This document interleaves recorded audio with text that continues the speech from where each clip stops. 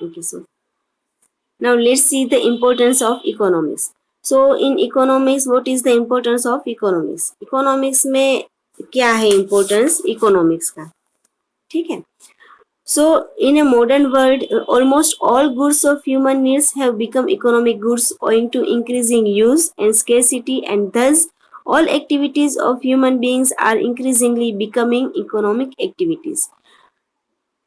Okay, so modern युग जो हमारा है, आज का युग, वो इकोनॉमिक युग है, क्योंकि जो कोई भी ह्यूमन बीइंग्स है अपनी ह्यूमन नीड्स सेटिस्फाई करने के लिए कोई ना कोई एक्टिविटी करते रहते हैं, और वो सभी एक्टिविटी जो है वो इकोनॉमिक एक्टिविटी ही होती है, चाहे वो जाने अनजाने में इकोनॉमिक एक्टिविटी होती है. ठीक है. Hence the relevance of economics as a philosophy as well as science is increasing in human life. So इस तरह से रेलिवेंस ऑफ इकोनॉमिक्स यानी कि एक जो कंसिस्टेंसी होती है, कंटिन्यूटी होती है इकोनॉमिक्स को, वो ह्यूमन लाइफ में या तो फिलोसफी है या फिर वो साइंस है. ठीक है. तो हर ह्यूमन बीइंग्स जो है वो इकोनॉमिक एक्टिविटीज अपनी डेली लाइफ में करता ही है. सो इट्स अ फिलोसॉफी और it's a science. Economics is important to understand behavior of human beings, society and state while managing everyday activities and scientific theories and principles guiding professional decision making. So important economics जो है वो क्यों important है हमारी daily life में. Economics जो है वो इम्पोर्टेंट क्यों है?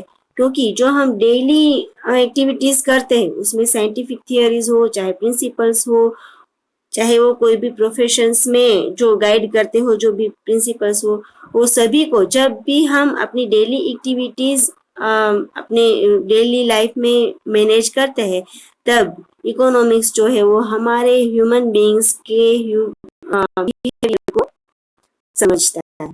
ठीक है. ह्यूमन बीइंग्स हो, चाहे सोसाइटी हो, चाहे स्टेट हो, उसका इकोनॉमिक एक्टिविटी के लिए क्या बिहेवियर है वो समझाता है. ठीक है. क्योंकि हर ह्यूमन एक्टिविटी जो है इज रिलेटेड टू इकोनॉमिक्स. तो उससे हमें पता चलता है कि ह्यूमन बिहेवियर जो है वो क्या है. Okay. So first, understanding everyday behaviour. जो हमारी डेली रूटीन में जो भी मीन्स हमारे जो भी बिहेवियर है, हमारे व्यवहार है, वो सभी क्या है उसको समझने के लिए इकोनॉमिक्स इम्पोर्टेंट है. It is useful in understanding everyday behaviour of human beings, society and state while managing routine task. जो हम एवरीडे जो हमारे रूटीन टास्क है जो रिलेटेड टू इकोनॉमिक एक्टिविटीज, उनके लिए हमारे क्या क्या बिहेवियर्स है ये समझाता है. ठीक है. Economics helps in understanding everyday behaviour in the following veg.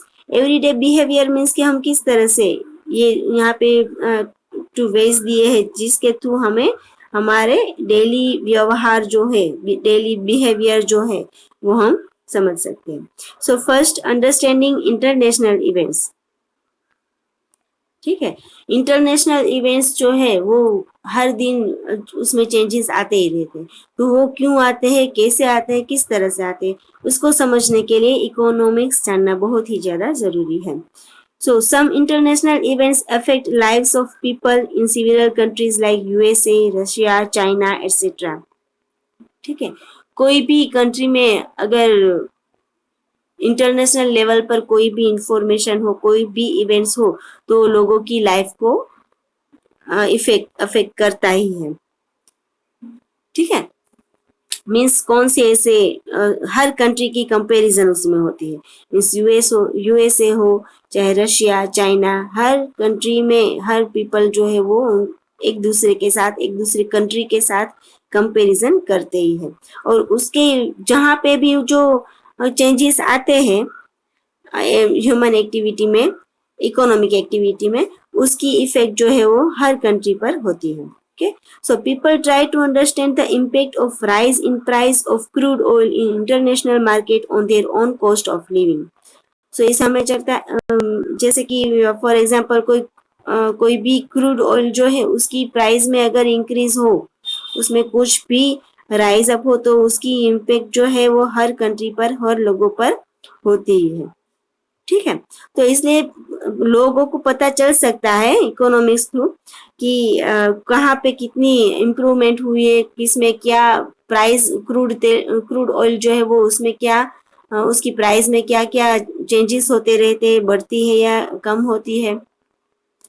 ठीक है, जैसे कि उसमें क्या क्या रशिया, अमेरिका, चीन, ये सभी जो कंट्रीज है उसमें कहाँ से कितनी उसकी इकोनॉमिक एक्टिविटीज है, उसमें क्या क्या डिफरेंस है।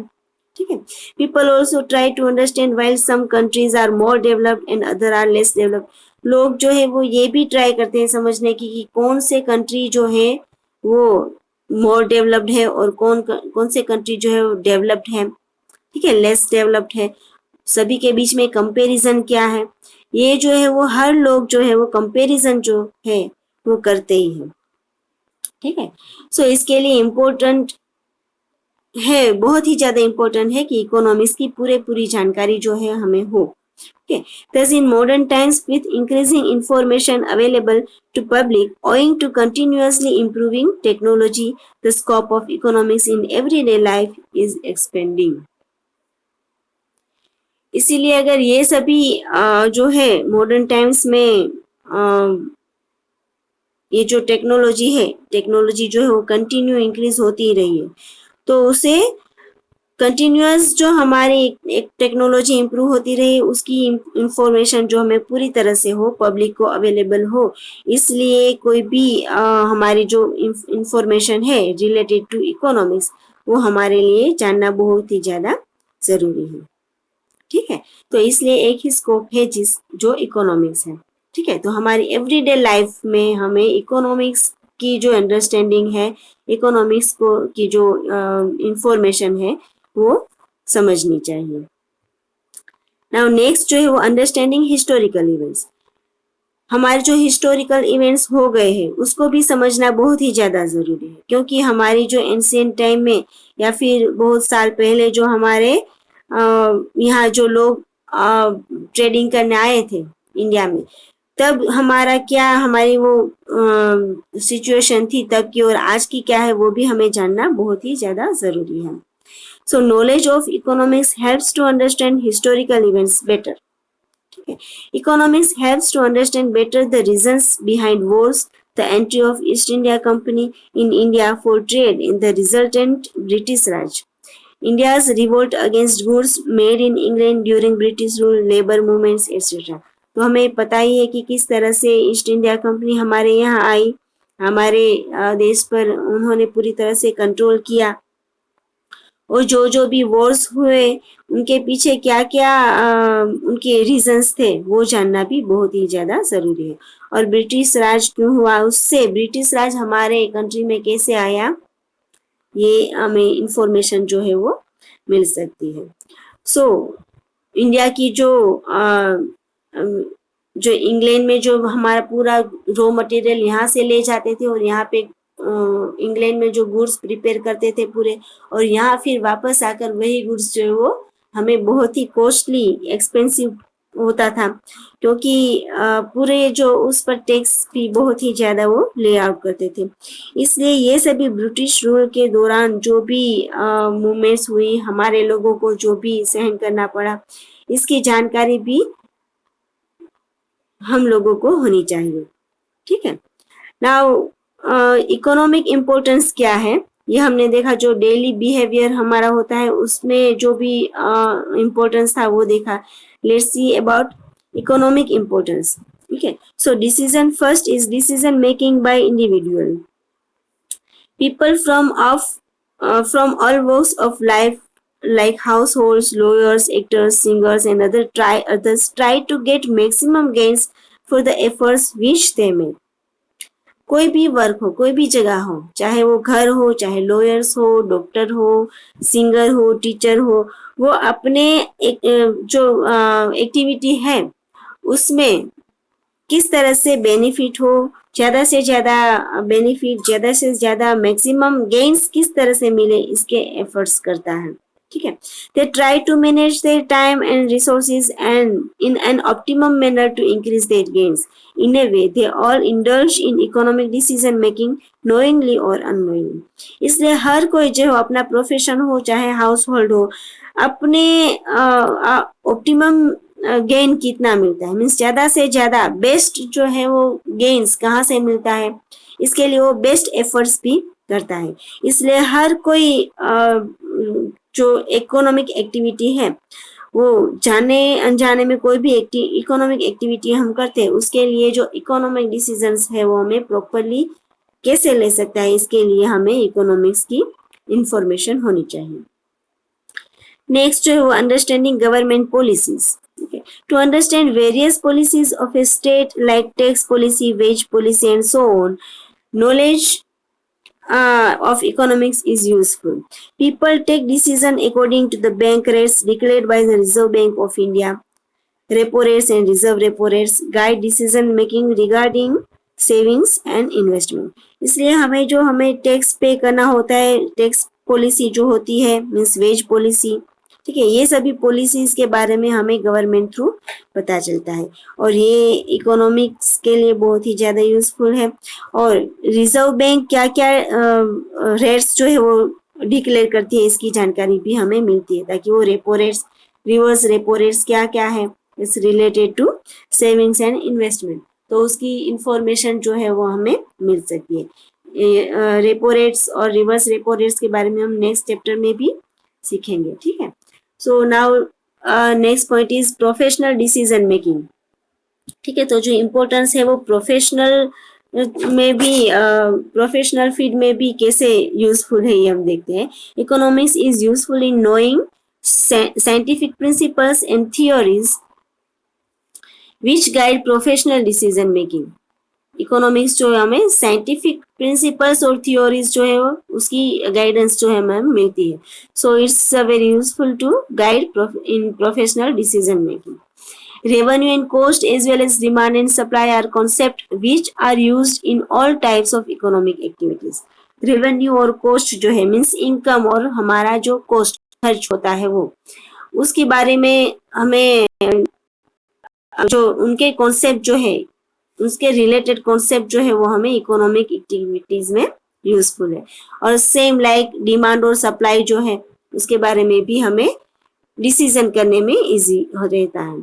Certain theories of economics help business in day to day decisions pertaining to price determination, ठीक है, wage determination, employment of various factors of production and so on. इस तरह से ये जो थियोरीज है वो हमें किस तरह से हेल्पफुल रहती है.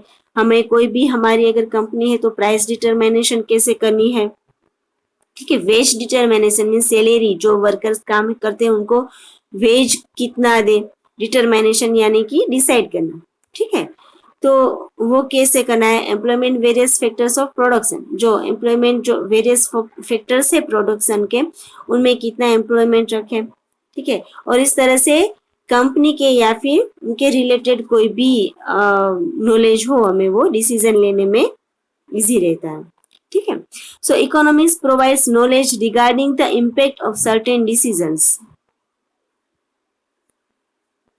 For example, it provides insights into question like what happens if price is reduced in a market with very high degree of competitions. तो ये जो हमें इकोनॉमिक्स जो है वो हमारे फ्यूचर रिलेटेड कोई भी हमें डिसीजन लेना हो, ठीक है, तो उसमें भी हेल्पफुल करता है, क्योंकि वो आज की हमें मार्केट की कंडीशन क्या है, ठीक है, मीन्स मार्केट में क्या क्या चल रहा है उसके बारे में भी हमें पता चल सकता है. और हमारे जो इंसाइट्स है, जो हमारी फ्यूचर की इंसाइट्स जो है उनको भी हेल्प करता है. मतलब कि फ्यूचर में क्या प्राइस होने वाली है, क्या डिमांड होगी, क्या क्या सप्लाई होगी, उसके रिलेटेड मार्केट के रिलेटेड कोई भी क्वेश्चन है तो उनकी इंसाइट जो है हमें देता है. इंसाइट मीन्स फ्यूचर में क्या कर सकते हैं हमें वो डिसीजन ले सकते हैं. So economics is a science which provides insights for day-to-day decision making. जो हमें डेली डिसीजन मेकिंग में हमें इकोनॉमिक्स जो है वो नॉलेज प्रोवाइड करता है. So all human beings play roles as a consumer, producer, or labor from time to time in life. Economics helps them to take rational decisions for maximizing gains by minimizing cost. हर human beings जो है वो अपनी daily life में ही played role like consumer, producer in labour. वो अपनी life में प्रोड्यूसर भी होता है, कंज्यूमर भी होता है और लेबर भी होता है. सो अपनी हर अगर हर पोजीशन पर वो अपने क्या क्या मैक्सिमम डिसीजन लेकर वो minimum cost per maximum profit कैसे गेन कर सकता है, इसमें इकोनॉमिक्स जो है वो हेल्प करता है. ठीक है, तो ऐसे प्रोफेशनल डिसीजंस में भी हेल्प करता है. अब हमारे रेगुलर्स जो वर्क होते हैं उसमें भी हेल्प करता है. फिर ऐसी नॉलेज देता है जो हमें पूरी जानकारी नहीं होती है कई बार. तो इस तरह से इकोनॉमिक्स जो है वो हर तरीके के, हाउस होल्ड हो या फिर प्रोफेशनल हो या फिर कंपनीज हो या फिर हमारी अपनी इंडस्ट्रीज हो, उसमें हर तरीके की डिसीजंस लेने में इकोनॉमिक्स जो है वो हेल्प करता है.